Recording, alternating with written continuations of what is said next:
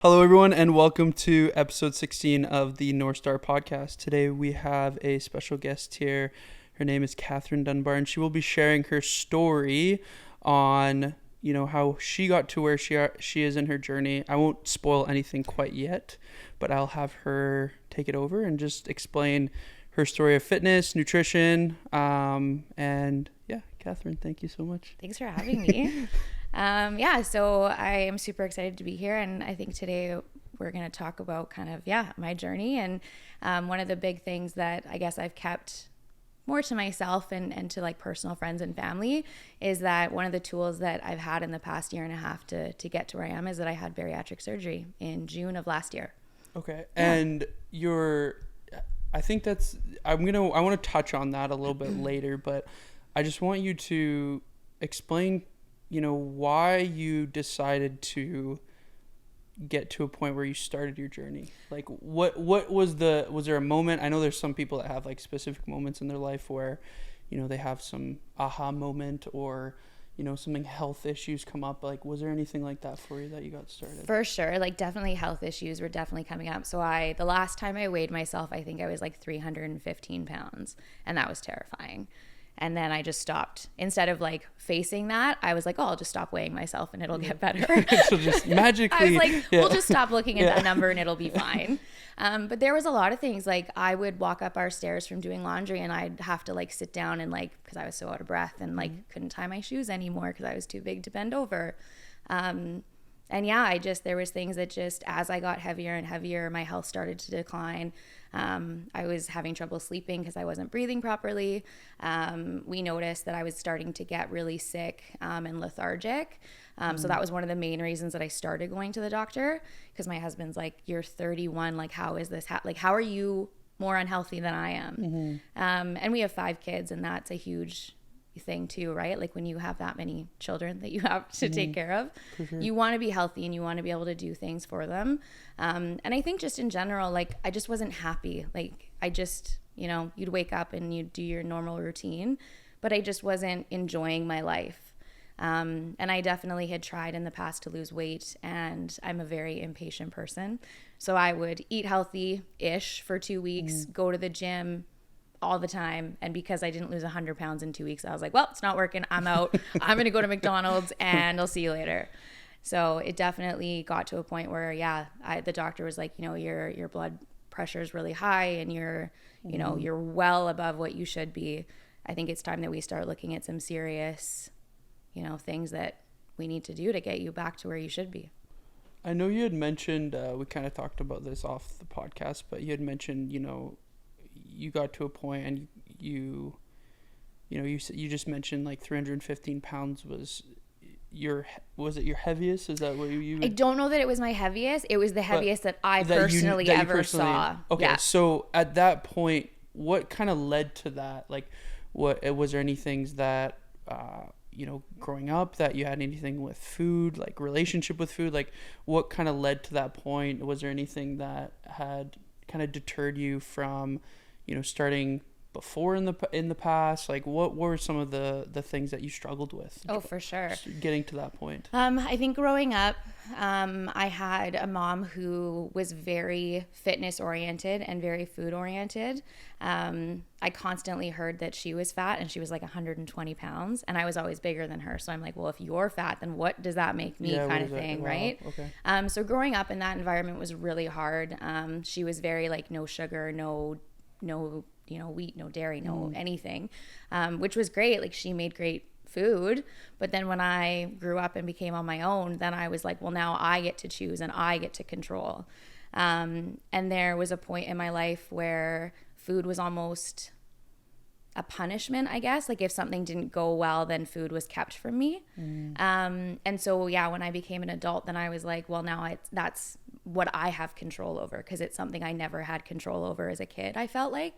So as an adult, I was like, nope, no one can tell me what I can and cannot eat. If I want to go to McDonald's, no one's going to say no. If I want to go to Dairy Queen, no one's going to tell me I can't. And then I got into a relationship, and it was a really toxic relationship, and I turned to food a lot. And it just, the bigger I got, the more it was used against me, I think. And then I just kind of fell into that, well, if I'm going to be the fat girl, I might as well just embrace it and then continue to eat anything I want whenever I want. And then once I, became in a healthy relationship and was like, no, you can do amazing things and you can work your butt off and you can do these things, and having that partner to support you through it, I was like, oh, okay, I'm actually stronger than I think I am. And going to therapy was a massive part of this. Like, I had to really face why my food addiction came into my life and how I was going to then cope moving through life without food. Like, if something goes wrong, you can't go to McDonald's anymore. You can't, sit on the couch at night and eat a bag of chips to yourself. So how are you going to do that? And what tools are we going to use moving forward where that addiction is no longer, food oriented? So with your, I'm really curious about when you said you had mentioned counseling and things like that. Was that a part at the beginning of your journey, or did that come a little bit later? I know we'll talk kind of about timelines and things like that, but where did you first start? Like, what were you like, okay, this is what I got to do. You saw the weight, at 315 and you're like, where do we start? Like, do you start doing research? Where did you like really start on that? So it was actually the bariatric program that I was a part of. It was a tool that you had to pass. So there was a lot of things within this program that you actually had to change and had to prove that you had finished before you could actually even get the surgery. So you work with a psychologist, you work with a social worker, a nutritionist, and a doctor. And you work with them all individually. So counseling was actually a requisite for me to even... part of the program. Okay, exactly. Cool. So it was something that I had to go and prove that I was working towards it.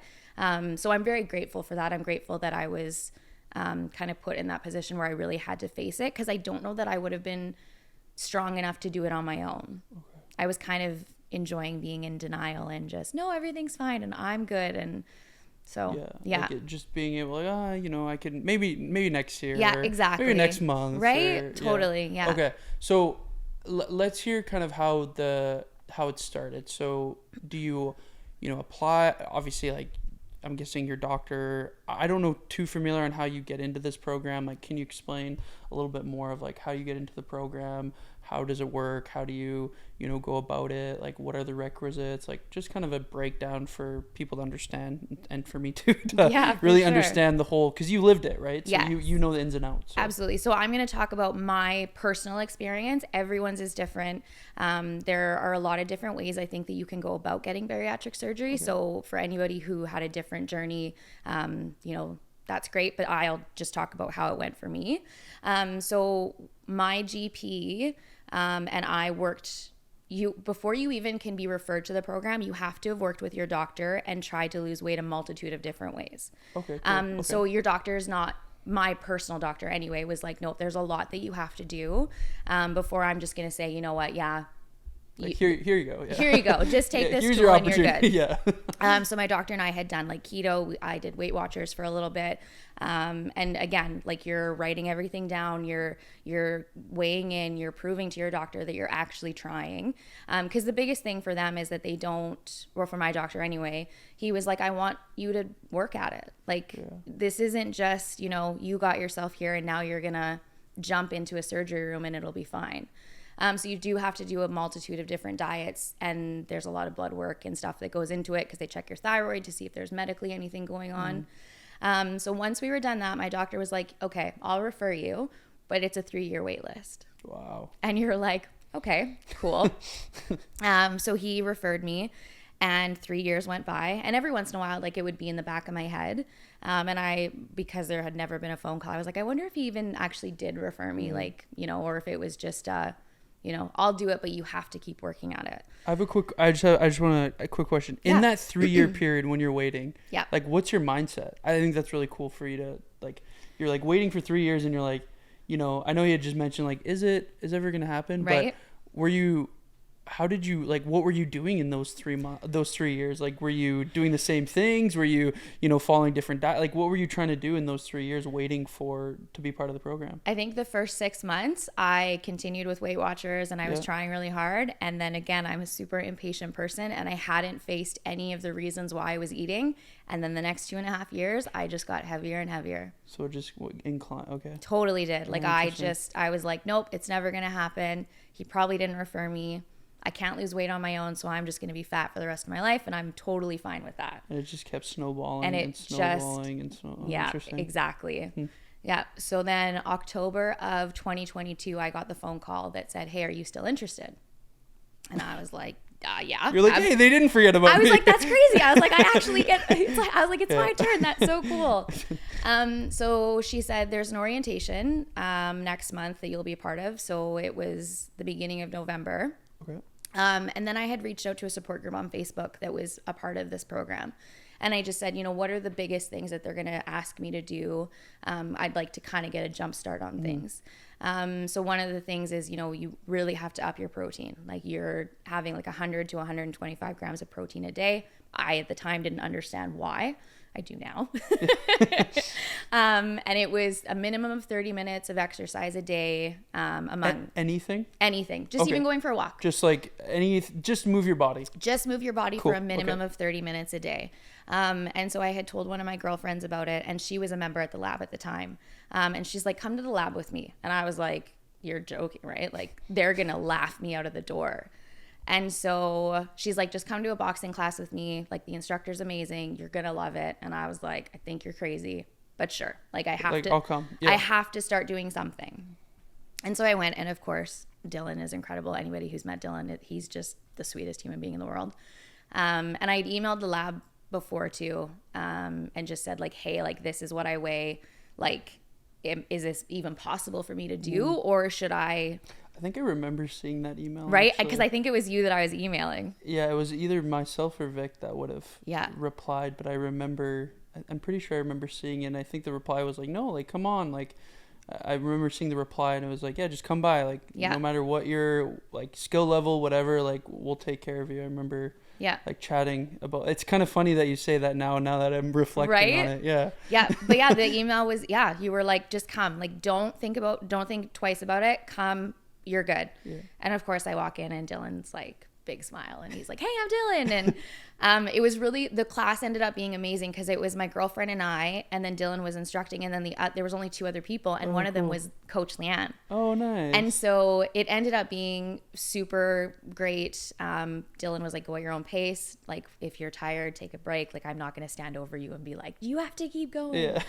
And it was amazing. And then I went again 2 days later, but my girlfriend forgot. So I ended up being on my own. So it ended up being a blessing because I, of course, I was super anxious and nervous, but she forgot to show up. So then I had to do it on my own. And then I think it was that moment that I was like, oh, like I could do this. Like I can do it. Yeah. I can totally do this on my own. And so then I came home and I talked to my husband, and I was like, hey, I would love to sign up. And he was like, cool, it's not cheap. So can we like actually discuss this? And I was figure it out. I was like, sure. Because I think at the time, like, I had a much lower paying job as well, and he was like I really want to support you, but like we also have 5 kids. We also have 5 kids and way too many pets, and can we just seriously like give this some time to think about it?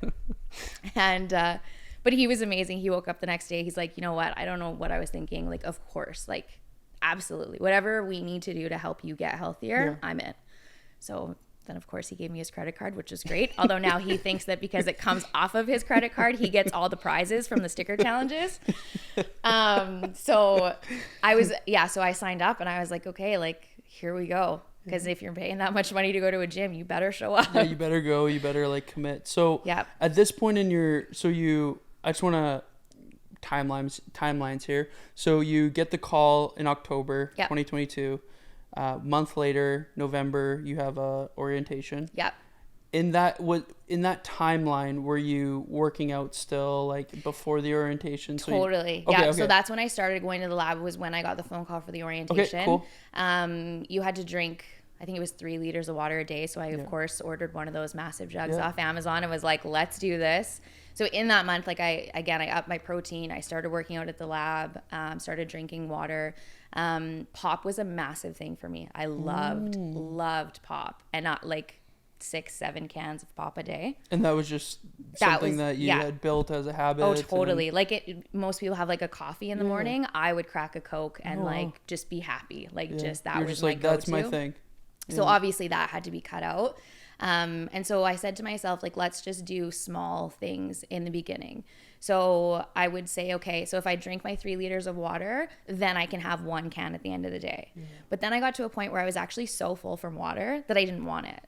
So then you're like, oh, okay, because your body needs this. Yeah. And once it's getting what it needs, it actually doesn't crave the stuff that you shouldn't be having. So it was little things like that I was like, okay, usually I go like all in, like jump into the deep end. Let's just tread. Like, let's like start going slow so that I don't get overwhelmed and I don't back out of this. Like, if I'm going to do this, then this is for life. So I was trying really hard to like start creating better habits even before orientation.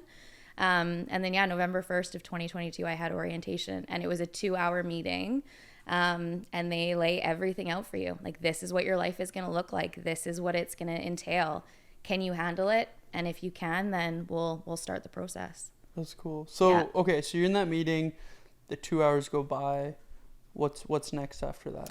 So after that, you have to do a ton of blood work. You go get like a bone density scan, things like that. And then you send in like before pictures, tons of paperwork about just, liability and a contract to yourself essentially that you're going to do this. If you miss more than 2 appointments, then you're ejected out of the program. If you're in this, you're in it, and you will do what it takes. So they set you up with like scheduled appointments. You said you had mentioned like counselors, things like that, dietitians, nutritionists. So how did that look from like, let's say November to your surgery date? For sure. Let's see that timeline. Absolutely. I think that's really cool, because then I just want you to, I know we had talked about like misconceptions about this surgery and things like that. And I just want I want people to understand like how much work you actually put in between that time frame to get to that point, and what you were able to like lose fat wise and things like that, weight wise. Like, what was that transition from November to your surgery date? Yeah, for sure. So in our orientation, we were told that it takes about 2 years, that it's going to take about 2 years of work to prove that you're in it. And I'm very stubborn. And I don't know if this has changed since, but I was able to complete that program in 9 months. And they said to me, like, my surgery, like, no one's ever done that. And I was like, so cool. You're like, yeah, I got it. I was like, hell yeah, I got this. You have an appointment about every 3 weeks. And it switches. Like, again, you work with a counselor to kind of, to meet kind of the reason that your food addiction started, what it's going to look like after. You work with a social worker, and she kind of comes in to make sure that you have support. After surgery, are you going to have people around you that are going to help you, that are going to keep you accountable? Or are you, on your own, and it's going to get lonely and stuff like that? One of the biggest things that they warn you about is that the divorce rate is really high. Oh, interesting. Yeah, which as soon as they said it, I'm like, oh, that makes sense. But like most of the time, you and your partner are in the same fitness level. You eat the same things. Whereas with my relationship, it was the opposite. My husband's always been really fit. He runs triathlons just for fun. And right, I'm like, so for me, I was like, I wasn't as worried about my marriage in that sense, because I was like, no, like I'm gonna meet him at his level now. Yeah, because I see what you mean. So they say most partners that one partner goes in, the program is, they're both the same kind of eating habit. Exactly. Okay, I see what you mean now. Okay. And then now you're going to start losing weight, and you're going to gain all this confidence, and you're going to want to go do more, and your partner's not going to meet you where you're at, kind of thing. Okay. So they definitely warn you about that. The social worker comes in, and she's great, and she works with you. Again, you go for a ton of tests, just to make sure that your body is, that there's nothing underlying, that everything's okay, that your body can function without, some of the organs that they're going to take away from you. And then you work with a nutritionist, and she does not mess around at all. So you journal every single thing that you put in your body, every ounce, you weigh everything, you track it, you make sure that you're doing it, and then she'll go over it, and then she critiques it. And then in 6 weeks you see her again, and she will look to make sure that you have critiqued it, that you're having enough protein. Then they track your fitness and stuff like that. I don't know that they ever did it, but they were like, you know what, we're like, if we call the lab, will they confirm that you go as often as you say? Yeah, will they like say like, oh, you're actually shining up, or you're actually showing up, kind of exactly thing? Yeah, for sure. So I know, because when I was really into it. I was going like Monday to Saturday I was at the lab, and then Tuesdays and Thursdays I would do back-to-back classes. I would do boxing, and then I would do strength. So I was like living at the lab. And they said that most people have problems like even getting out for a 30-minute walk. So I think they were like, are you really, or are you just like trying Is to? this what you're saying? Yeah. They were like, so I think at some point they were like, yeah, like, could we just have like the lab's number to like confirm that this is how often you're going? I'm like, absolutely, go for it. So yeah, you definitely have to prove that you're like willing to change your habits and you're willing to get stuff out. And they look at other addictions too. Like, do you drink? Do you smoke? Do you, if you're a smoker, you can't smoke for a minimum of 6 months prior to even coming into the program. Wow. Same with drinking. You have to stop drinking. Any addiction, because they're worried about addiction transfer as well. Are they probably worried too that you're going to reverse? Oh, absolutely. Yeah, for sure. So there's definitely a lot of things. And I was lucky I was never a smoker, but there was a lot of people who couldn't enter the program because they were smokers and they hadn't been able to quit. So yeah, they look at every addiction possible, and can you stop, because they don't want you to have an addiction transfer, or, you know, if you like can't stop smoking, to smoking, right? Food to drinking, exactly, food to whatever it could be. Yeah, okay. For sure. Was so November to, you said 9 months, so you're looking at, what was your surgery date roughly? June 15th of 2023. Okay, so we go November to June 15th. You're going to classes. You're tracking all your food. You're changing your habits. What were you able to achieve in that timeline? So I was able to lose 60 pounds on my own, which was incredible, because awesome. That's amazing. Right? You said never you were able to do that. Never. I think I'd maybe lost like 10 pounds-ish, right? Yeah. But never able to keep it off. No, never. And never able to maintain it. So being able to see that I could do 60 pounds on my own, which I thought was such a huge number at the time, like, and it is, like, honest, 60 pounds is a lot. But I just had so much more to lose. So for me, it was a smaller number, but I was like, I can do this. Like, and I was happier. Like, I just, as you're able to start doing more and more things, you're like, this is really cool. Like, there's so many doors that open up for you that you're like, all right, I can do this. I can keep going for sure. Did you, in that time frame, the 9 months, like, what also changed for you? Not just like physically, but mentally. Mentally, I think it was a lot. Like, my kids mentioned, that I was more patient, that I was awake more often, although I still love to nap, don't get me wrong. But my kids were like, you seem more energetic. You seem much more patient. Like, your mental health just seems to be a lot more steady. Yeah, more steady. And that was really cool to hear too, like, just as a mom, right? And I think mental health is such a huge thing. But yeah, as a mom, hearing my kids be like, no, Mom, like, you're crushing this, and you're happier, and we can see it. And that in and of itself makes you want to keep going too, right? Would you say also to your confidence and things like that, like you started to feel like this could be part of your life now? Oh, for sure. Absolutely. Yeah. Confidence is a huge thing, as you're like, wow, like, I have to go buy smaller clothes, and I have to, and you just feel better, right? Like, you're starting to look in the mirror and you're like, all right. Yeah. I've talked to other coaches and just people, but they say, like, you kind of have to identify as someone, not like change your identity, but identify as someone who can be someone who shows up and does that work. Because I think, when you were vocalizing, like, oh, I just identify as the fat person. Totally. Like I was saying, like the fat funny friend. Like, yeah, that was your identity, right? Yeah, and that's what you had said. So it's like, you now, that was probably a big shift for you to identify as like, no, I can be someone who's like healthy, that exercises, that eats. Like, how was that shift for you? I think honestly, I had to grieve the person I was, to be honest, because it was a massive shift. And they warn you about divorce, but what I didn't expect was the change in my friendships. That 100%. Has been a huge loss for me. Huge. I still have amazing friends, and they're still behind me 100%. But it definitely has shifted now. Like, my Saturday mornings now, it's a 5 a.m. alarm because my girlfriends and I are going for hikes.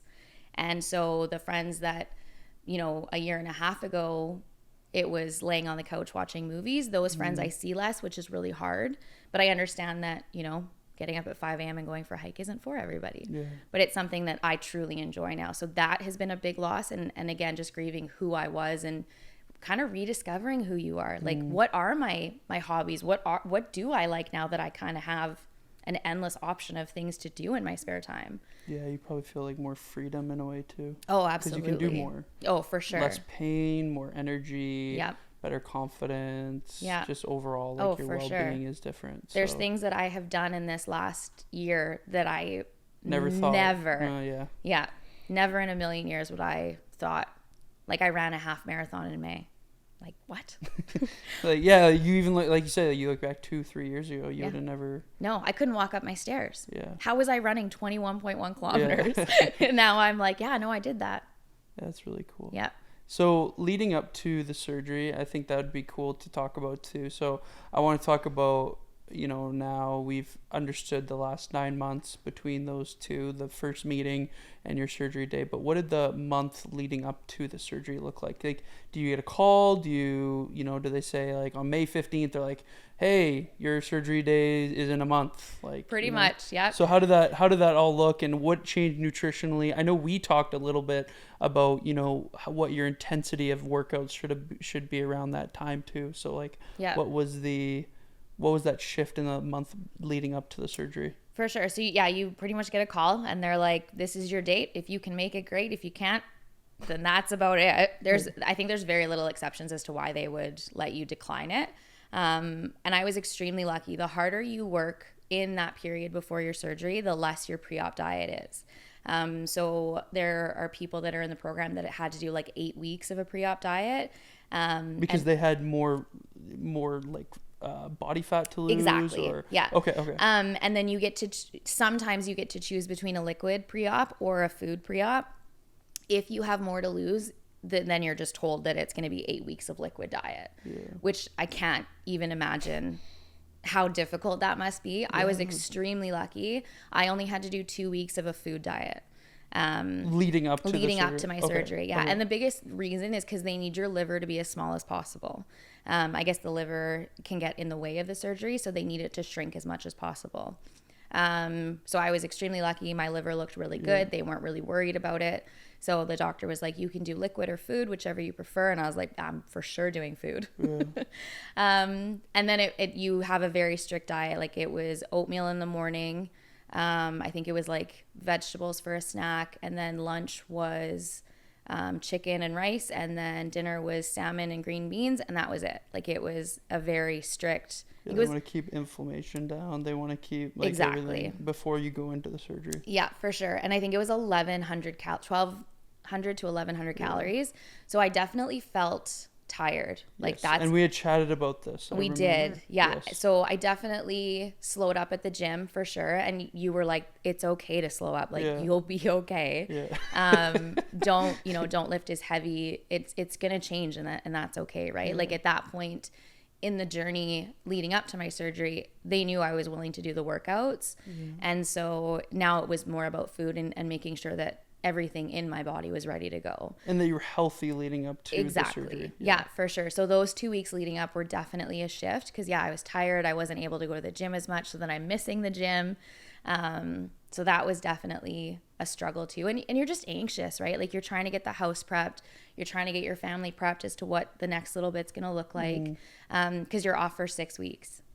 Like, completely can't do no workouts, no. Nothing. Yeah, no. I actually remember now that you're like bringing it back and remembering the conversations. Because I do remember you had mentioned that you were going lower calorie. And I think we had spoke about like, it's okay. Go lighter, do those things. And then you had mentioned that there was a period of time that you would be missing as well. So you get the so the day of the surgery, I want to hear this. What are they communicating to you? And then, the 6 weeks after, what does that all look like? Yeah, for sure. Now? So the morning of, again, I'm super lucky. We didn't have to travel far. It was just in Richmond. Okay. But where would it be? Would it be further usually? Well, so I know that the Richmond Bariatric Program, I think it's only one of two in Canada. Oh, okay. Well, I didn't know that. Wow. So, and I could be wrong. But I know that there's in BC for the Richmond Bariatric Program, like, there's people who travel from all over or fly in from Alberta or stuff like that. And then they're staying at a hotel for a week while they recover and stuff. Before you can get on back on a plane. Exactly, right? So we were extremely lucky. My surgery, I think, was at 10 a.m. that morning. So we just got up at 6 and I did what I needed to do, and we drove in. And was there prep on the day of the surgery? I think you just weren't allowed to eat or drink. So you like fasted basically? Yeah, I think so. No... I'm like, yeah, I think it was just kind of that. You go in and you know, they give you all the fancy gowns, and I'd never had it as like a major surgery before. So for me, it was all new. So yeah, they give you, like, you have to change what you're wearing, and you put on a gown and like sterile everything. And they give you an IV, and you kind of lay in like the waiting room essentially. Hanging out waiting. Yeah. The surgeon came in to talk to me and just make sure that I was okay. Did I have any questions? And I was like, nope. Let's do it. Like, we're here. We're here. Like, we might as well just do this. And I think the surgery takes about 4 hours. Okay, wow. But of course I walked into a room that was full of surgeons and doctors and nurses and lights everywhere. And then I woke up and my husband was next to me.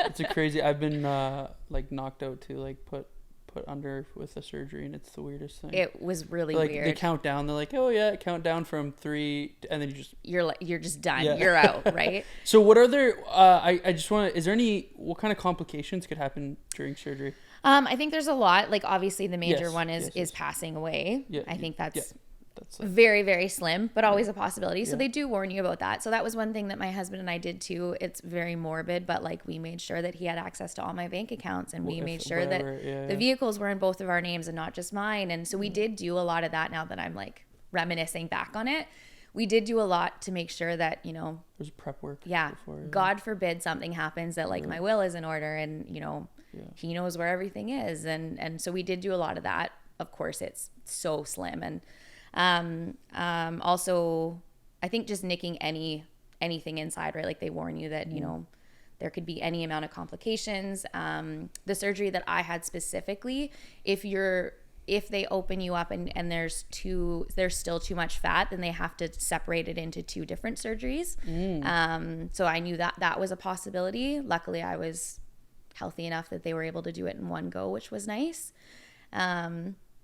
Intestinal complications as well. I know that somebody in the program actually had to have her entire stomach removed because of a complication, and now she is on an IV 24/7. Sad. It is. It's really, really hard. So there definitely is a lot that can go wrong, and you kind of take the good with the bad. And, you know, are you willing to live with, you know, not ever eating again, you know, if the worst happens. So what was the reduction? Like, what did they actually do? I think that's something interesting too, if you can, you know, just explain, like, what did they actually do in your body? Like, what was the actual I think that's because there's I think a lot of misconceptions of like, oh, they just cut your stomach and and it's like, right. Yeah. So I throughout this process, and I kind of I'm very much like, I think a lot of stuff happens for a reason. When I was getting all my tests done, we found out that my small intestine actually was essentially dying from within. Wow. And it was part of the reason why I was so sick, and it actually ended up being because of gluten. Oh, interesting. You had a gluten intolerance. Yeah, apparently I had a major one. Who knew? A lot of people do, right? Especially in Canada and North America. Yeah. So they were able to discover that, which I think was good. So they took out 80% of my stomach, and then they also took out 5 feet of my small intestine because it was not healthy enough. So the doctor was like, you know, once we're already in there, we're going to remove some stuff and kind of rearrange everything to make sure that you're healthy enough to kind of keep going. So yeah, I can't imagine where I would be had we not discovered that. Because I think that was a huge part in why I was feeling so sick as well. So I'm really glad that they discovered that within this journey. But yeah, the main part is that they take out about 80 to 90% of your stomach, and then kind of redo your entire digestive system as well. So do you, at that point, like, now that you're in that 6-week period after everything, what does that now look like for you? Like, you've let's say 10% of your, 90% is gone of the stomach. Yeah. They do some small intestine. Like, what are they now? You wake up, you're like, whoa, like, get out of surgery. Like, what does that look like? So the first 3 days you are allowed to have, it was like 1 ounce of water, I think every 3 hours. It was like your stomach can handle nothing. Yeah, they don't want you puking. They don't want you to exactly. ruin any. Yeah. Okay. So you're on pretty heavy medication for pain, and then they also give you like an anti-nausea medication to make sure that should you get sick, that you're not actually getting physically sick, because then of course it can rip everything open again, right?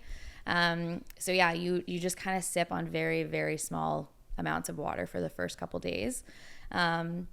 And then you try to slowly introduce, I think it was like protein shakes and stuff like that. So you're on like a liquid diet for, I think it was 3 weeks. And then you can go to soft food. So it was like mashed potatoes, soup, things like that. Like pureed. Exactly. Okay, Yeah. okay. So essentially you're like a baby. Like your stomach is brand new. Yeah, for sure. Yeah. Probably the size of it too is like not obviously fully grown now. No, like it would be right? before. So yeah. It's kind of, that's actually interesting you said that. It's kind of like you are starting like right? you're little again. Yeah, you're like a newborn. So you just kind of go through the stages much quicker, but like it's liquid yes. and then it's puree and then it's soft foods, and then you can slowly start introducing things again. And one of the things that was the most shocking to me is how much your taste buds change. And they do tell you that you might not like some of the things you liked before. But yeah, it was, so yeah, that 6 weeks was tough. What changed, like, so you had mentioned the 6 weeks, there's obviously introductions of certain specific foods. You're not eating full meals right away, or, does that, like, what changed for you when it came to food? Like, what are some things that, misconceptions that people don't understand that now you have to sacrifice with that surgery? For sure. I was definitely in the same boat. Like, I thought you had your stomach removed and then you were good. Like, you obviously you have to like maintain it, but you could still have like a cheeseburger if you wanted or whatever, right? And there's a lot, like you're not supposed to drink out of a straw. You're not supposed to chew gum. You can't have carbonation. You can't drink alcohol. You can't have sugar. You can't have fat. Can you explain why those? Yeah, for sure. So your stomach essentially, so with like drinking through a straw and chewing gum, it's air. Your stomach is so small that when you're chewing gum or you're drinking through a straw, you're actually inhaling air, and it fills your stomach up, and then you're in a lot of discomfort. With sugars and fats, your stomach actually can't digest it and break it down like it used to. Okay. So then what happens is you get something called dumping syndrome. So if you eat too much sugar or too much fat in one sitting, your stomach essentially goes into panic mode and it releases it into your small intestine without digesting it. And then you feel like you're having a heart attack. Jeez. It's awful. You are in so much pain. Your heart rate spikes like crazy. You get like cold sweats. You don't like, it's bad. But your body is just in panic because it doesn't know what to do with it. So then your body is trying to get it out as quickly as possible, but it's going through your digestive system, like not digested in any way, shape, or form. So it lasts for about an hour. So you go through that once or twice and you go, yeah, no, this just isn't worth it. Like we're good. So you experienced it? I have, yeah. Okay, wow. Yeah, and there's a lot of rules that come with bariatric surgery, and I am not perfect in any way, but what I've done is I listen to my body. So once I started kind of working out again, I found a love for running. And I had a friend say, I'm going to run the BMO marathon for my birthday. And I was like, oh, that's so cool. Like, I wish that one day I could say that. And he's like, so why don't you? Yeah. And I was like, I don't know, like a runner? Like, I'm not a runner. I barely like to walk. Like, what are you talking about? Yeah, identity shift. So I signed up for the 8K. And then I did my first 10 and I was like, I think I could probably do more. So then I signed up for the half. But when you're running, your body runs on glucose, which is sugar. So you're like, okay, how as a bariatric patient do I give my body that amount of glucose without getting sick? Yeah. So it was a very fine line of trying to figure it out, but I noticed that my body burns through it so quickly that I'm able to handle more. So on days when I'm doing like really long runs, I love Sour Patch Kids. Because you can now have a little bit more. Right? So like I'll have like 2 or 3 Sour Patch Kids every 20 minutes, which again, if my surgeon listens to this, he's going to be like, what are you doing? But on a day when I'm not running, there's no way that I could handle it. Like my body instantly would be like, you're insane. What are you doing? So I've tried to relearn my system and what works for me, and what works for me is not going to work for everybody else. But I definitely have tried to kind of cross the line a little bit and just see what it is that my body needs versus what it can handle. Well, and it's interesting you say that, because I even find that not having the surgery, but like same with me, it's if, I do a walk or I do some activity in the morning, I'm more likely to have, like, I can have more sugars or more let's say more natural sugars, more carbohydrates, and not feel that same lethargic feeling if I were to just to have that same meal without doing any exercise beforehand. Exactly. Right? So right. I think that's just like too, for a lot of people, that's a pretty like standard thing. And I think just inherently knowing that about yourself is really important too. Yeah. Especially when you're doing all that activity as well. It's, you got to feel yourself, but in your case, you have to be careful. I think most people, no matter the surgery or not, I think you just have to be careful in general, For sure. right? And knowing yourself, like it comes back to that at the end of the day. So I think that's cool that you're able to adapt and understand and, see what works for you. So I have your voice in my head a lot when I'm running, because I don't know if you remember, you probably don't, but I think it was the first month I was going to the lab, and you and I were talking about that I was going to have the surgery and kind of why I had started at the lab in the first place. And you had said to me, don't forget that this program is geared to the weakest link. This program is not made for Catherine Dunbar. This program is made for the masses. And so a lot of times when I have that voice in my head that's like, you shouldn't be eating this, like, careful, I hear you be like, the program is not made specifically for you. One person, So I need to do what is best for my body and what's going to fuel me in the best way to kind of keep going. I'm not trying to remember. It's so hard when you have so many conversations. Oh, for sure. And this was a long time ago. Well, I definitely remember chatting with you, but I've also remembered saying this to people just in general, that like at the end of the day, even when you're looking at things on social media, when it's like, you got to be doing this, and that, it's like, coaches that's why I really try to like make apparent is that when a nutrition coach or this person, they're talking to the masses. So it's like, if we look at the general population, most people are not exercising, they're not eating enough protein, they're not eating enough vegetables, they're not eating enough fruit. It's because on Instagram, it seems like there's a lot of people doing that because it's such a small portion of the world. But, for sure. Or if you're at your local gym, you see all these people like, oh my goodness, like everyone must do that. It's like, no, like if you were to bring all the people in the world and the percentage, it's not even close. No. It's not even 5%. Yeah, absolutely. So there's a really big misconception. And I think it's really important for people to know that. I think this is a good kind of learning point, is that, a lot of times these people or these programs they're building it for people that are not super physical, that are not going to be going to the gym all the time. And there's probably a lot of people that were part of your program that are not even coming close to what you're doing now. No. And that's like what I try to vocalize, is that that's a super important, for sure, lesson to understand. Yeah. For me, this was one of the tools. But if I don't pair it with good nutrition, if I don't pair it with working out, with making sure that, I'm drinking enough water, one of the major things too is that I will be malnourished for the rest of my life. So I take an insane amount of vitamins per day to make sure that my body is getting the vitamins and nutrition that it needs, that I can't get from food, because I can't eat as much as other people can. But yeah, if I don't put all of those things together, then I'm just going to put the weight right back on. It's not going to have done anything for me. Like I said, I'm super stubborn. But I know that there's people who have had the same surgery as me. There was one girl within a few days of me, I think, and she's only lost about 30 pounds since, but she's not working out. She's not eating properly. Whereas, I've tried to stick very strictly to the program to the best I can. And I think that I have been a lot more successful. But again, it's just, weight loss is just a tool. I've had a lot of people be like, oh, so you cheated. Oh, so you actually didn't work to lose the weight. And you're like, no, like I worked my butt off. Like I'm constantly at the gym, or I'm constantly out for a walk or a run, or, I'm meal prepping. I'm making sure. Your life, I've completely changed my lifestyle. So if I don't pair it with anything, then the surgery it doesn't do what it should be doing. I'm actually really curious to hear about the vitamins and stuff that you take. Yeah, for sure. So how did that, did they recommend like this is what you take? No, there's a very strict list of what I need to take, and they give it to you beforehand. And that's another one of the things that they look at is your financial state. Can you afford to do this for the rest of your life? Because it's about $300 a month just for vitamins. Do you buy all the bottles? Yes.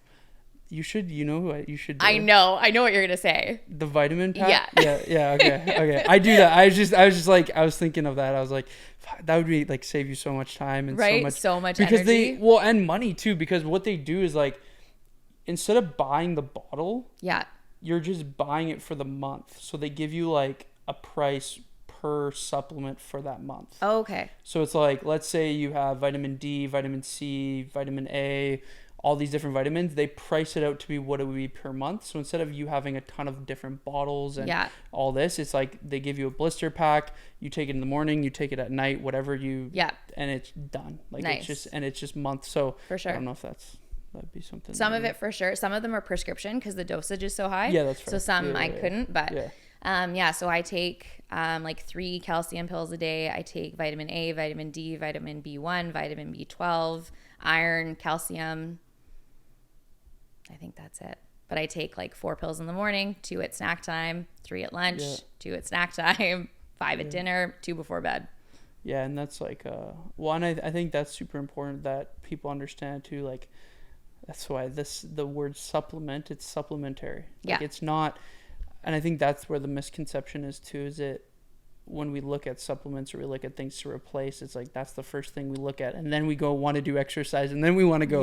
It's like no, it's like those things are there for a reason, and those things are made for specific, needs and things like that, and that's how I kind of use them too. Is like I would say I take more supplements than the average human. Yeah. But it's because also I know that I need so many more nutrients to keep the body type that I have. For right? sure. It depends on the individual. If you have more muscle or you work out more or you're more physical or mentally strained, like there's a lot of things that come with needing more supplements or needing more food or needing more nutrients. And in your case too, it's very specific to your needs. Yeah, absolutely. Right? Like if you can't eat as much, then obviously that is going to come with some low nutrient. Of course. And then you're going to see other negative side effects down the road. So, yeah, absolutely.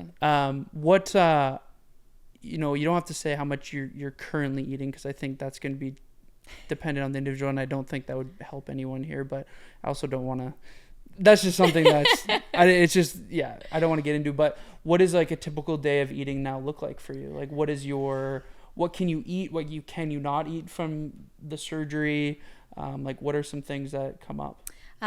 So it's very protein based. Like I need to make sure that I'm having enough protein. So I should be having between 100 to 125 grams a day. So I very much base it on that. Is that dependent on you, the individual, or is that what they give as a recommendation? That's what their recommendation. Okay. Yeah. Okay. Yeah. I would say that's probably actually what you need though for where you're at though now. Yeah. Right. Like I would say like probably 125. Yeah. Like just of how active you are. Yeah. Would probably be actually appropriate. Yeah. But I guess it's like you said, it's just dependent. So yeah. No, it's all good. And again, when I talk about food, I'm like, this is just for me personally, just for what my body can handle and what, my what's worked. So and what is working. Exactly. So there's going to be things that people are like, you shouldn't be eating that. That's totally fair. It works for my body. It helps me meet my protein goals. Yeah. So again, with 5 kids, there's mornings where you wake up late and you're like, I have 10 minutes to eat breakfast and get everybody out the door. Mm-hmm. So one of the kind of quick and easy, I'll say, breakfast is just I'll do like Vector protein cereal, but instead of milk I use like a vanilla protein shake because it's got 30 grams of protein in it, right? So that'll be like a quick breakfast for me if I am in a rush. Otherwise I love like protein pancakes or protein waffles, and I just make them much smaller than I would for my family. Lunch is usually like grilled chicken, salad, something along those lines. I love salmon. Salmon's a big one for me. Green beans. We discovered very quickly that my stomach will not accept rice in any way, shape, or form. I'm like a baby bird, so I have a little bit, and then instantly I'm like, nope, that's not going to stay down. Nope. I'll eat like the inside of it. Yeah. And then I'm like, okay, I won't take the rice. So I'm very, very careful if I am ever served rice. I don't want to be rude, but I'm very, very careful. So you obviously don't eat gluten anymore either? I try really hard not to. It definitely has changed. Like, oddly enough, it's almost like my gluten tolerance is gone. Oh, it's weird because it used to make me so sick. Yeah. And now I don't notice it as much, which is kind of funny. But definitely I try to cut it where I can, for sure. But yeah, I try really hard, like with fruits and veggies, but I still do, like I said, like when I run, it's Sour Patch Kids, or at night. And again, this will be like an unpopular opinion, but I try to, if I'm craving sugar, I don't not have it, but I try to pair it with something that I know my body needs. So, I love mini eggs. Love mini eggs. And they're definitely my weakness, and they are always in this house. But so if I'm craving them, instead of taking like a bag or like a bowl full, I'll have like 4 or 5, but then I pair it with like some strawberries and some cheese. So I'm having some protein, I'm having some natural sugars, and then I'm going to have that little snack on the side to kind of curb that craving, if you will. So I'm trying not to like take everything away and not allow myself to have that treat. I'm just making sure that I'm doing it in moderation, and that I'm pairing it with what my body is actually needing versus what I'm craving. It's a very healthy mindset. I hope so.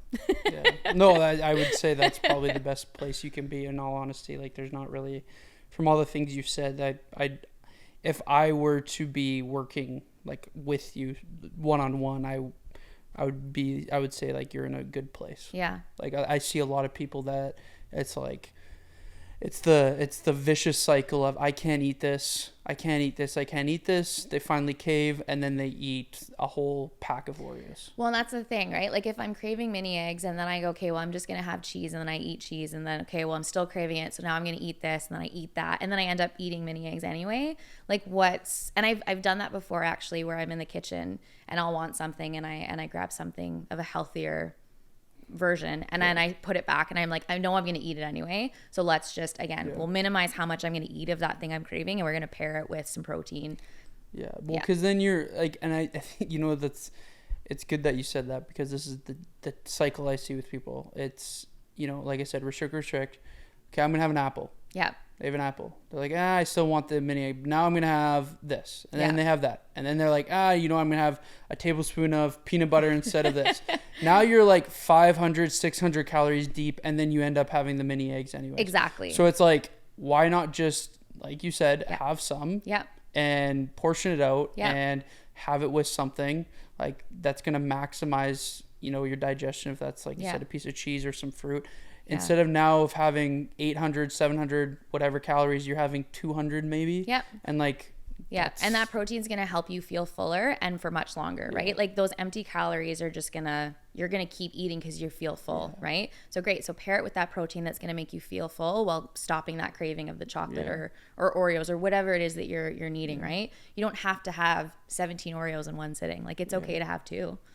And still have that on the side with, some protein, so it's making you feel fuller, and you're not going back for, that peanut butter and apples and all the things that you're going to pair with it, I've right? been there. I've done it for sure. Oh, for sure. Like, and that's, it's, and that's something that I've done like for a long time in my life. It's like you get to a point where it's at that time where you're trying to, like be so specific on what you're doing and what you're trying to, understand about nutrition, or you're trying to do it with your lifestyle, and it's just like, it's so overwhelming sometimes that you're just like, you don't know where to start. And I think a lot of times if someone can start with their relationship with food, for sure, they're going to be, so much better off long term by doing that. So.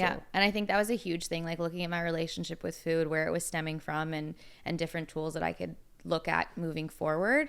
I think that was huge.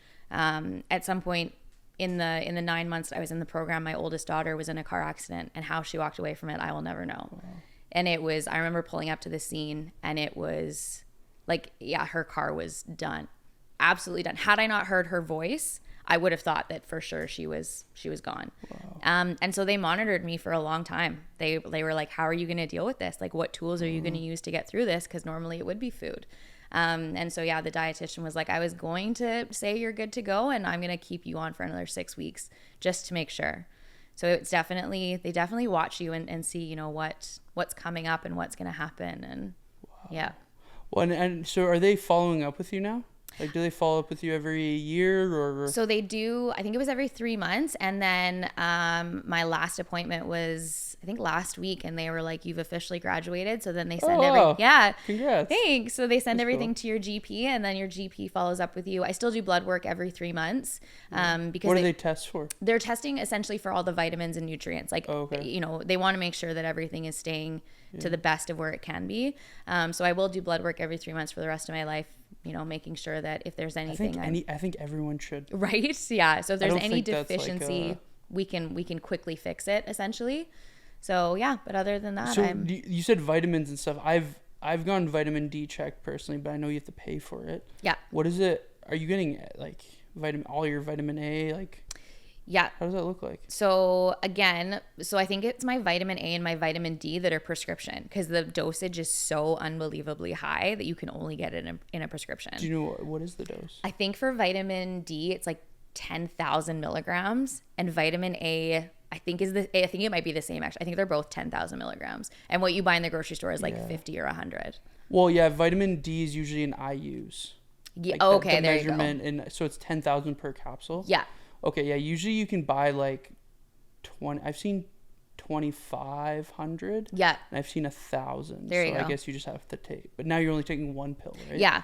Okay. It's a prescription. It's one pill. So you're not which is taking great. like 10. Yeah. 1,000. I see what you mean. Absolutely. Yeah. For Well, and sure. that's going to be because of also too, we don't live in a very sunny like part of the world. No. We see sun maybe for 4 months, Right. like 5 months of the year, and if that.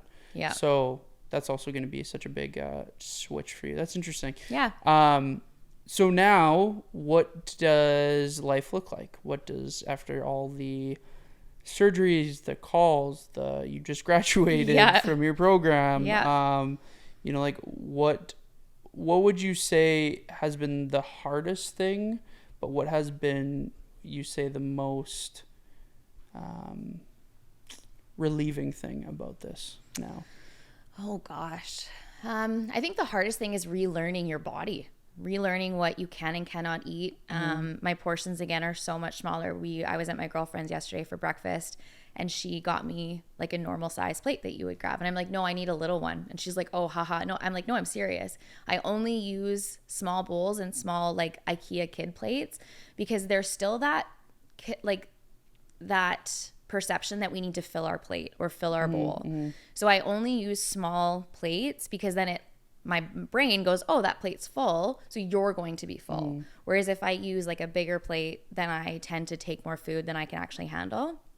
So I think it's just relearning that. And like, again, you're pouring cereal and I'm used to like filling the bowl up. Well, no, I can only have a quarter of it now. So there's a lot of times where you just kind of revert back to normal habits, and you're like, no, actually you can't. Like, what are you doing? You can't eat that. What would you say you could probably, like, what are your meals kind of looking like? Like, actually, this is, I'm actually intrigued about, what would you say your body can handle at one go? How many calories roughly? In one go, I would say probably like 350 to 400. That would be like the max. Okay. Yeah. And I might even be pushing that. I usually have between 1,200 to 1,300 calories a day. Okay. Yeah. And is that because of, and this is, okay, I want to talk about this because I think a lot of people will see like 1,200 to 1,300 calories a day is like the perfect amount, but I'm going to say that if you didn't have that surgery, you'd be eating a lot more. I'd be eating way more. Right. And I think that's where I want to get this misconception of the way. I don't know that I don't know that 1,200 calories a day is healthy, especially when you're working out as much as I am. I mean, when I'm running, I'm burning like 2,000 calories. So then I'm not able to replenish the calories in my body quick enough. And then I get really tired and I get really weak. So, you know, my husband will say to me, you know, he can skip a meal and he'll be fine because he's got the fat stores to make up for it, right? Like he'll be fine. Or he can eat double at dinner and again, make up for it. Whereas my body can't. So I have to be really careful to not, you know, skip a meal, not, you know, miss anything. And again, that voice in your head that's like, you're eating too much or, you know, what are you doing? just to silence it and be like, you know what, I ran today and I went to the gym today. Like, it's okay. Because I definitely have days where my body can handle more food, and then I have days where it can't. So it's a weird, it's almost a mind trick, really, because you're like, I'm eating way too much. Like, I shouldn't be able to eat this much in a sitting. But your body's like, no, I'm starving. Like, we did a lot today. So it's okay to have that much. And again, that's when I hear you being like, this program wasn't made just specifically for you. It's okay. Like, you have to replenish your body. You're not sitting here eating a Big Mac. You're eating, a healthy grilled chicken, strawberry salad.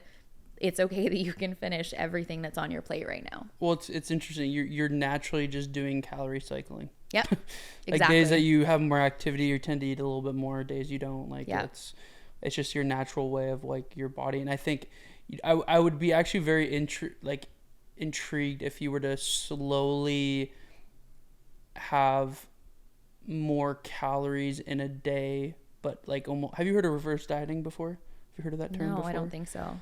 So like reverse dieting is basically what you're doing is like each 1 or 2 weeks, depending on the individual, 2 to 4 weeks, maybe you're adding like an extra 100 calories to your day. Okay. So like, let's say let's say you were saying you maintain around, or you're eating around 1,300 calories. Yeah. Well, you would now try to have 1,400 calories each day for 3 weeks. Yeah. 3 to 4 weeks, see how your body adjusts. And then you would do another 50 to 100 calories. Okay. To the next 2 to 4 weeks. And I wonder if that would like slowly build your way up to where you could maybe have more of a, again, that's just, I haven't done much research in reverse dieting with this specific surgery, but I would wonder if your body would slowly start to just adapt a little bit. Well, and I think it with has. a slow adding of calories over a long period of time. So instead of just like, I'm going to have 500 calories, like the typical, I'm going to do a 500 calorie deficit. Yeah, like, for sure. Or I'm going to add 500 calories. It's like, well, why don't you add 50 calories for the next 3 weeks on each day? Yeah, for and sure. And then see how you would slowly adjust. And I wonder if you could get a little bit higher and start to like feel better and fuel a little bit more. Well, and I think naturally my body's doing that as well, right? Like, I mean, the day after surgery, I think I had 90 calories. Like, you can't get anything in, right? Yeah. And then as you progress and as more time goes on, your body can handle more and more. So yeah, what I eat in a day to day is not what I was eating 6 months ago. It's not what I was eating 9 months ago. Well, it probably will still keep changing a little bit. For sure, absolutely. I think that would be cool to see too, if you can get to a point where you're, not that I'm saying that 1,200 isn't sustainable, but like in a day and age where we can go to the corner store and grab 800 calories and 2 chocolate bars, like, essentially as you build and as you go through, I would be curious to see if you can slowly start to add calories, but also be able to have those calories where they can work better for you too, right? For sure. Because it sounds like it's very hard to do that right now because, you have this activity that you're doing, but it's also your stomach is still, your body's still adjusting. Yeah. So it'd be cool to see like 2 years from now, if you can build like, a little bit as the months and as the years go on to like more of like that 1,600 calorie range. Yeah, as you go through. Because like you said, they say 100 to 125 grams, but like, that's a quote unquote recommendation. You could, right? So it'd be cool to see. That'd be something to like test out as you go through. So yeah, I think that was definitely one of the hardest parts. And then another, I think, hardest part for me was how it affected my 13-year-old daughter. That was not what I was expecting in any way. And I actually didn't tell her why I had the surgery. The kids knew that my small intestine was sick and that I needed to have it removed. They didn't know the second part of it. And I've watched my daughter in the last year, and she, she's in middle school and good old social media and seeing all these perfect bodies. Yeah. I think it affected her much more than I anticipated, and it put a lot of pressure on her.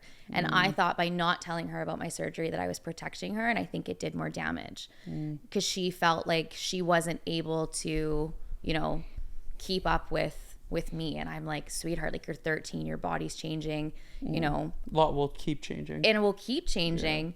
So I actually told her a couple weeks ago, kind of everything that had gone on, and she's like, oh, that makes so much more sense. And I'm like, I'm really sorry that I thought I was protecting you, because I think it, again, now she's like, okay, now I get it, now I understand it. And she's the one actually who encouraged me to sit down with you and talk to you. Cause she's like, I think that people need to understand that, you know, there's a lot of misconception and there's a lot of judgment. And I think there's a lot of judgment that I have within myself still too. But I think that was one of the hardest things, is watching her self-esteem plummet, as I was like, no, you know, now you and I can go for walks and we can go for bike rides and I can take you kayaking. And I thought I was doing this great thing as a mom, where in turn it really affected her in a way that I wasn't expecting. So that was definitely a hard thing for me to wrap my head around. Why do you, like, what do you think, like, why? Like, what was the shift, or what was the thing that you were able to, like, see in that? Like, what was the reason, you think? I think just being able to explain more so to her as to why I was losing weight in the way that I was, why I'm able to have less calories in a day, things like that. I think that it helped her realize, you know, there's no way that her body could do it, right? She can't sustain on that because I can hardly live off of it. Yeah. But my body has been rerouted and stuff like that. So I think it was able to help her a lot. And then of course now I regret not telling her sooner. So her and I in the last 2 weeks have had some great conversations about what it looks like and stuff like that. And, you know, she's come to the lab a few times with me, and that's been really cool too. And yeah. I want to continue this, but something literally just came up as we were talking about. Yeah. Do you have coverage for a naturopath? I think so, yeah. Have you ever thought of doing vitamin IV therapy? I haven't. Okay. I would look into right. that. Because you can get with a naturopath, like if you, let's say you have $500 for the year. Yeah. The IV, the vitamin IV, can be part of the coverage. Oh, cool. So like maybe that's another. Yeah, that would be. I just wanted to. No, literally that's really just cool. thought of it as it came up, because Yeah. that's like a more efficient. Because with you now also taking all these supplements, it has to go through the gut to be digested. Yeah. Where when you're doing IV vitamin therapy, it goes right into. Oh, that's kind of cool. Right, and your absorption rate is way higher. Ooh. So I wonder if. Interesting. I wonder if you would actually feel better. Yeah. Doing that like once a month, let's say. And because now you're getting more vitamins through your bloodstream. Yeah. And it's not going through the gut to be digested. It's going right into your system right away. That's really cool. I do it once a month personally. Okay. Just because like I feel really good doing it. But yeah. I just wonder if that would be. Huh. Yeah, I'm it just popped up as we were. No, that's awesome. Yeah, so I just wanted to mention that because I think it's really helpful. Yeah, for sure. Personally. Yeah. So, yeah. But yeah, going back to your daughter and things no, like it's that. All good. I think the biggest thing too, and that's like, I'm not a parent, but I've talked to many many parents over the years, and the one thing I hear a lot is that, you know, the parent that's either struggling or they're going through their journey, they're like, I just don't want my kid to be like me. Yeah. Right. And I always try to explain that, you know, when you're going through your journey, or you're going through your process, or you're going through whatever it is, that, you know, kids are very smart and they're very adaptable when they start to see things change. They notice it. Oh yeah. So if you're, you know, as the parent, you're changing a lot of things, or you're restricting, or how you even talk about yourself. Right. Yeah. Right. Like you said, like you heard your mom your whole life. Your mom was saying like, I'm this, I'm fat, I'm this, she's 120. Like, oh, she was, and still she's so unbelievably fit and thin. And I'm like, it's right? Crazy to think that. Yeah. And it was definitely tough hearing that growing up, for sure. One, and that right there just shows like how much, and this is not me trying to put parents down and saying you're wrong, but it's just more of like, you know, saying those things can have an impact, but also you have a lot of power in the way you can change that too. Right? Yeah. You can change the habits that Absolutely. are happening around you with your family. And I think that is a really big shift. And that's probably something you've probably seen now with your kids, is that you're able to shift, like, okay, we used to eat like this.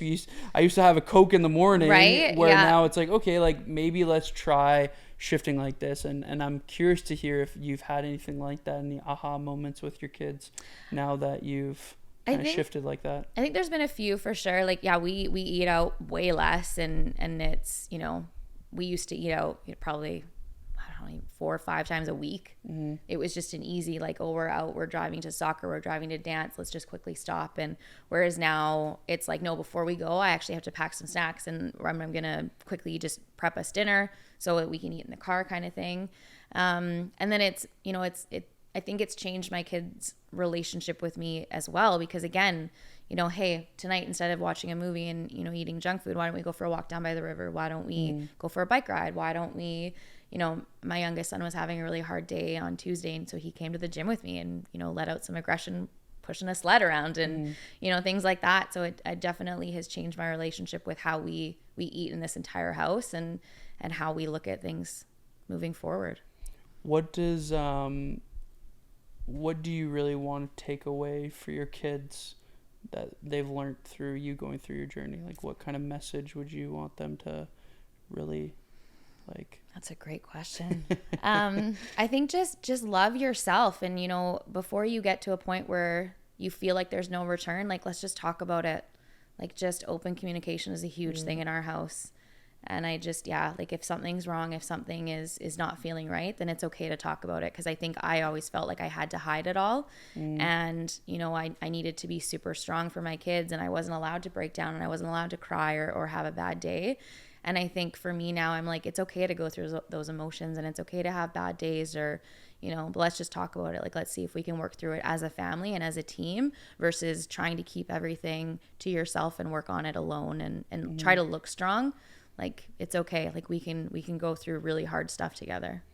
That's it's one. I think that message there just doesn't apply to your kids, but just anyone going right through, exactly go through. Like, I think too, if a lot of people feel alone when they're going through a process or through a journey, and I think it's so important to have a community or a coach or your spouse or family members like support you, because it doesn't just take yourself. Yes, you have to show up. Yes, you have to do it. But, like, you know, it's so much, in my experience, so much easier when you have other people around you that are encouraging you to go do those things. Yeah. Obviously, you still have to show up as an individual. You still have to do the work. You still have to show up. You still have to, you know, make the food. Yeah. You know, do those things. But it's just like when you have a community behind you, it's really, you know, inspiring, and it makes things a lot, I say, smoother. Yep, for sure. So yeah, I just want you to, you know, also go, I want to make a shift here on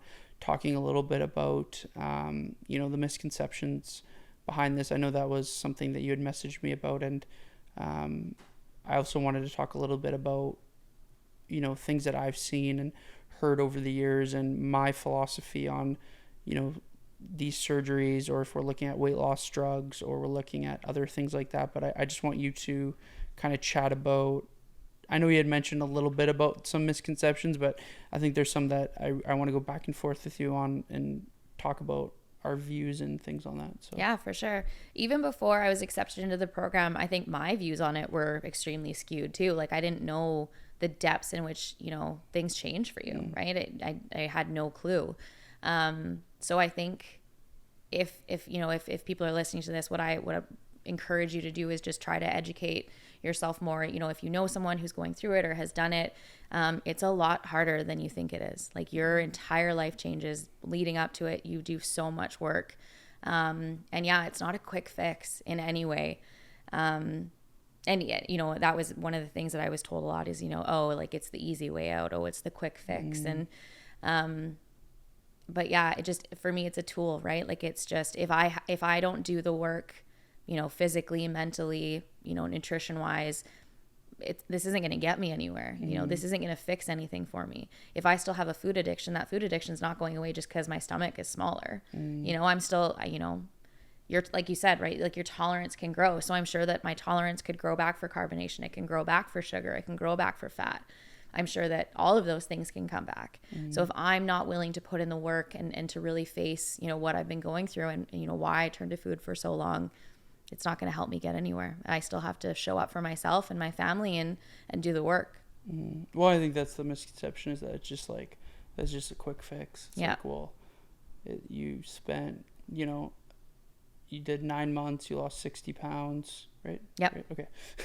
And then I'm trying to remember all the numbers. And no, then, of course. And then now you've lost how much? You hadn't even said that, actually. So in total, since November 1st of 2022, I've lost 175 pounds. That's amazing. Yeah. That's like another person. Yeah. You've lost like another person. It's insane. Yeah. Yeah. It's insane to think about. So again, even when I'm like I gave my husband a piggyback the other day from like the couch to the kitchen, and I'm like, how was it that I walked around with that much weight on me? Yeah. Like, and just, that was normal. Like, I just stood up and that was my life. That was how that's how I functioned. Yeah. Whereas now I'm like bounding up the stairs and I'm running and I'm doing all this stuff and like my joints feel better and you know, everything is just better.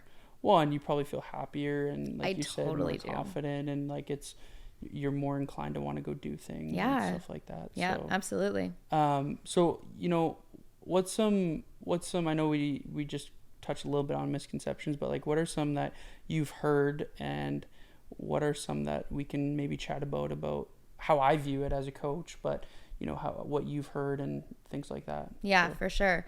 So I actually, the reason that I stopped kind of saying like bariatric surgery was a tool of mine is because I got so many comments about, oh, I thought you actually worked to lose weight, or, oh, so you just took the easy way out, or, oh, okay, well, I had a friend that had it and she gained it all back, so good luck. And you're like, all right, I get it. Like, I get that some people can gain the weight back if they don't put in the effort, but you know, it's putting other people's experiences or things like that onto another person. And you're like, but I'm not that person. Like, you know, and just, it's the quick fix. And you're like, it's really not. Like, I swear I work really hard. Yeah, like there's no one, and you made a lot of sacrifices. A ton.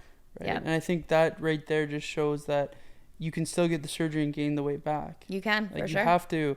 And that's what we were talking a little bit off the podcast when I was talking about like even these fat loss drugs, or you're looking at like different antidepressants or anti-anxiety medications. It's like sometimes for some people you give them those to get the ball rolling. Yeah. Right. For sure. And things like that you can wean off. Things like that you can like I said, for you, you're probably going to adapt to a point where your stomach's going to start to like adjust a little bit as you go through, and you're going to obviously the habits that you've kept, you're going to still have to do them to keep the weight off. Yep. Because you can reverse it. Like, it is reversible. Yeah, so for sure. Reversible in the way of like you can gain the weight back. Exactly. So yeah, it's obviously the body can adapt. So I try to tell people like sometimes these are the things that will help get the ball rolling, but it doesn't mean that you don't still have to put the work in. Like you, as a coach, my biggest thing is like if someone to come, like what we chatted about, obviously back and forth, but let's say, you know, Ozempic is such a big, like, you know, one right now. It's like if somebody comes to me and they're going to take it, and they're going to take it no matter what. Yeah. If I'm going to be the person to put them down and like say, what are you doing? And like, that's not going to help them. No. So why don't I, as a coach, try to help them understand, okay, if you're going to take this, let's now learn habits so that when you wean off of this, or if you decide to take this for the rest of your life, at least you're learning habits that are going to help you and that are going to actually keep the weight off, instead of demonizing and being like, well, this is not the right way. It's like, well, why don't I help you work? Because I think in certain cases, things like this are going to be beneficial for people. Yeah. Well, I look at like the first 9 months, I'd never lost 60 pounds before, but even just having that, you know, tool in sight, like I was able to put in the work and I was able to gain the confidence. And there were definitely a few points within those 9 months that I was like, I wonder if I should even go through with it. Like maybe I should just keep going the way I'm going. Yeah. And you know, even after the surgery, my friends had said to me like, I think you still would have gotten to this point. Like you changed so much within that 9 months. I think that you still would have gotten to this point. The surgery was just a tool to get me there quicker. But even in that 9 months, I think even if, you know, the surgeon had been like, hey, I don't think bariatric surgery is right for you, I think that I had made such an amazing support system around me that I could have kept going the way that I was. So like you said, right? Like even just that phone call of like, it's a possibility, gave me the courage and the confidence to be like, okay, let's do this. Like, let's start it. And then gain those healthy habits and start looking at some things that I needed to change in my life. Well, and that's exactly, you know, what I'm trying to get at too with these different medications and drugs that are coming out now, that it's like sometimes that's what somebody needs to understand that, you know, and I think the hard thing here is it the right choice? Well, it can or cannot be. Yeah. Like you can abuse anything. Yeah, really. absolutely. Like you can abuse any drug. You can abuse these weight loss drugs. You can take way too much and then you're sick and puking. Yeah. And you can't eat anything. Or you could take a dose that's appropriate and you can learn how to change your eating habits at the same time. Like there's both ways to it. Yeah, absolutely. So even in your case, I think the biggest thing here is that you have learned and you've changed your life to be able to use this surgery as a tool, like you said. I don't think you could have just got the surgery and just been whatever, I'll just keep eating how I've been eating and not change anything, and you would have been successful. I really believe that you had to make a change in your habits, and then this surgery was a tool to help you be able to then get to a point where now I would say you're at probably, from the sounds of it, the healthiest mindset you've ever been in your life. Absolutely, and for sure. You're now able to maintain this lifestyle that you've created because you've made it part of your life, right? Yeah. You've made it something that's like, and you probably look back now and you're like, I can't even imagine going back to that person. No. Or imagine doing those habits that you were like. No, I so can't. And like, it's funny because, there's pictures all over our house. And we have an Alexa and it kind of like scrolls through old photos or whatever. And my husband and I will be cooking dinner and he'll look at a photo and he'll go, I don't ever remember you being that big. Yeah. And I'm like, I don't either. But then you look at, how big I was and you're like, holy cow, like how was I functioning at that weight? Yeah. And I can't fathom going back to that place after this. Yeah. Well, and I think that's the cool part of this story and why I wanted you to vocalize it was, I it's not because I'm like, we're trying to prove the haters. It's just more of like, I just wanted to, get someone's actual story. And I know when you had reached out to me about getting someone on that knows a lot about it, I didn't think it was going to be as effective if somebody had gone through it themselves and told their story. Yeah. And actually like vocalized it through, and explained, because I could have, let's say, a doctor on here that has never gotten the surgery and, just deals with patients, but he never lived it. Yeah. Maybe there's some doctors out there that's had the surgery and then they've lived it, they understand it, but I'm going to say there's probably not a lot of doctors that are doing it and that also have had the surgery. They're only the ones that are, either prescribing it or telling you what to do, but they haven't actually lived it. So I think your story is just one of the stories that can, impact someone that's maybe been on the fence about it or, feels the same way that you felt or have heard the same things and can really just inspire them to, keep going and making sure that they're creating those habits long term. Yeah, for sure. So I think that's really cool. But I just want you to, kind of just chat about our last kind of ending here about, what it looks like for you now moving forward. Like what do you see yourself in the next, I'm not someone who's like, you need to know exactly what you're going to be in 10 years, but what does it look like now for you, moving forward and with what this has created for you, the changes that you've made and all these things? I think for me, it's opened like an endless amount of possibilities, right? Like there's nothing I can't do now. Whereas before there was so much that you were like, oh, I if someone had said to me, hey, you want to go for a hike? I would have made it up an excuse because, I'm right? Yeah. I'm like, I would have come up with something to be like, no, like, oh, I would have loved to, but I can't. Mm-hmm. But really it was knowing that I physically couldn't do it. Whereas now I'm like, I know I can hike up a mountain for 4 hours and come back down. Mm-hmm. And I know that I can run a half marathon. And so I think now for me, it's just, the sky's the limit, and I almost just want to keep pushing myself to see what else I can do. Yeah. Like how much can I accomplish? My marriage has become stronger, I think, in a lot of ways. Like my husband comes to the lab with me now, and that's been really fun. And we'll go for runs together now, and it's just not something that would have been a thing before. Mm-hmm. But even like kayaking and paddleboarding, and there's so much that I can now do and enjoy with my kids, that it's not this chore anymore. Because before, I think that I was really happy being in my house or being in bed. Like that was my safe place. Like, no one can see you, no one can hurt you, no one can, So when my kids were like, hey, let's go do something, it was, oh, you want to watch a movie? Do you want to go to the movies? Like, what can I do where I'm not having to be seen? Yeah, like the center of attention in a way. Right. And Oh, now I'm interesting. like, let's go do whatever. Like, yeah, you want to go paddleboarding? Let's go paddleboarding. Let's go kayaking. Let's go do whatever. And how does that make you feel? Amazing. Like just total. Yeah, just the amount of confidence and things that I think I've gained is incredible. That's cool. Yeah. That's, I think it's so cool to hear this, because I think there's also been people that might be listening, they're on their journey or they're trying to get to that point, but I think it's really cool that you've been able to experience this all and are still gonna keep going and have goals and things like that. But yeah, do you have like, just to like to finish it off here, but do you have any like specific, like, do you want to do a marathon? Do you want to like, get really strong? Like what's in the next 6 months that you're kind of like looking at right now? For sure. So October, of course, after the BMO, I immediately signed up for, and I was like, I told everybody, I'm like, I don't enjoy running, and I'll run the half and then I'll never do it again. And 2 days later, I signed up for another one. So October, my husband and I are running a half marathon together, which is really cool.